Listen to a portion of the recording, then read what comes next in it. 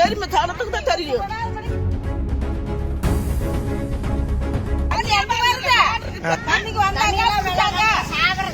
80 வீடு இருக்கு. இந்த ஒரு டேங்க் தண்ணி எப்படி பத்தும்? ஒரு வாரம் தண்ணி வந்து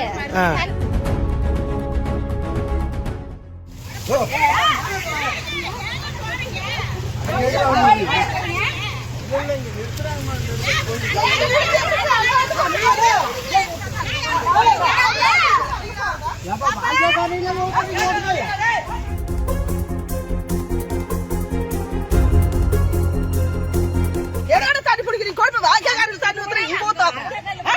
என்னடா தண்ணி குடிக்கிறீங்க? 2 வாரமா தண்ணியில அழிஞ்சிட்டு கிடக்குறாங்க. தண்ணிங்க வரது இல்லீங்களா? கேக்குறீங்க ரிப்போர்ட் கேக்குறீங்க சொல்லுங்க. ரிப்பேர் ஆயிருக்குது. என்னடா ரிப்பேர் இப்படி பண்ணிட்டு இருக்காங்க? போறதுக்கு தண்ணி போட்டு விட்டா மோட்டர் போச்சுக்கிறாங்க. என்ன மோட்டர் போச்சு? தண்ணியில அடிக்கடி பண்ண அந்த சாலை கம்முன்னு இருப்பாங்க. தண்ணியில சேர்த்த மாட்டோம் தெரியுமா? ஜனத்துக்கு தான் தெரியும். தண்ணியில 2 கிலோமீட்டர் தண்ணி எத்தனை மோட்டர் ரிப்பேர்? தண்ணி வேணா புடிச்சாங்க அப்படி சொன்னாங்க.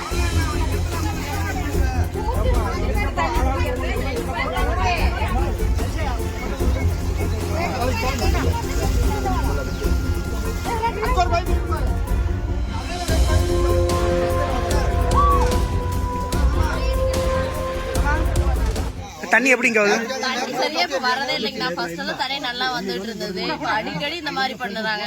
தண்ணி இல்லாம ரொம்ப கஷ்டப்படுறோம். ஏன்னா ஃபர்ஸ்ட் எல்லாம் 2 டைம் தண்ணி எடுத்துக்கிட்டு இருந்தாங்க. சுத்தமாவே மாசத்துல இந்த மாதிரியே தான் பண்ணிட்டு இருக்காங்க. எப்படிதான் குழந்தைங்கள தண்ணி இல்லாம சமாளிக்கிறதுன்னு தெரியல. இப்ப இந்த ஒரு டிராக்டர் இருந்து அந்த ஊருக்குங்களா? இந்த ஒரு டேங்க் எல்லாம் பத்தாதுங்கண்ணா. 80 வீடு இருக்கு. இந்த ஒரு டேங்க் தண்ணி எப்படி பத்தும்? தண்ணியில வரதில்ல. 2 நாளைக்கு வரும், ஒரு 10 நாளைக்கு வரும், மறுபடியும் ஒரு 3 மாசம் வராது. நாங்க குடத்தை எடுத்து இப்படியே தான் தொலை வருது. ஏன் கொண்டாந்து நிறுத்துறாங்க, அப்புறம் எடுத்துட்டு போயிடுறாங்க வண்டி எல்லாம்? இப்படி இந்த 2 நாள் நாங்க போறோம் அப்படின்னு தலையில விட்டு போறதுதான் இந்த தண்ணி வருது. இல்லைன்னு இல்ல, நாங்க அங்கேயே தான் போறது.